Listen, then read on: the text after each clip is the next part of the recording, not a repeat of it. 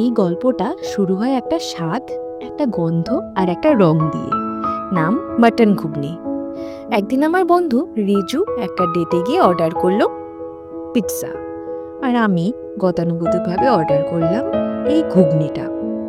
শুনে রিজু কিন্তু একটু চোখ কুঁচকে আমাকে বলল, পিৎজাটা ক্লাসি, কি তুই ঘুগনি অর্ডার করছিস? এটা তো একটা স্ট্রিট ফুড। কিন্তু রিজু জানতো না এই ঘুগনির মধ্যে আছে একটা গোপন সূত্র, মাটন। এই মাটন ঘুগনি তো সিম্পল ঘুগনি না রে বাবা, এই হলো রঙিন বাজারের ডন, চায়ের দোকানের গসিপ স্টার আর রাজুর বিয়ের আসল হিরো।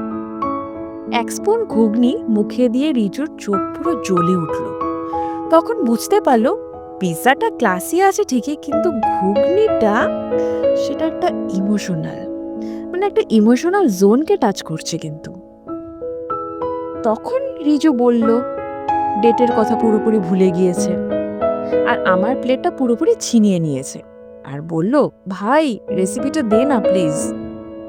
আমি বললাম, রেসিপি শেয়ার করতে পারি, কিন্তু একটা শর্তে, লাইক, কমেন্ট আর সাবস্ক্রাইব করবি, আর ভালোবাসবি বল মাটন ঘুগনিকে।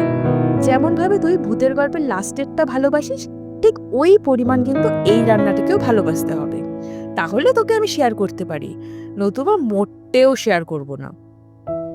এই নে, এই হলো আমার মাটন ঘুগনির স্বাদের বোমা, গন্ধের নস্টালজিয়া আর গল্পের ফুল অন মস্তি। সাবস্ক্রাইবটা কিন্তু অবশ্যই করে দিস, নতুবা নেক্সট টাইম যখন কোনো ভালো দোকানে তোর সাথে যাব, সেটার রেসিপি কিন্তু তোকে আমি মোটেও শেয়ার করব না।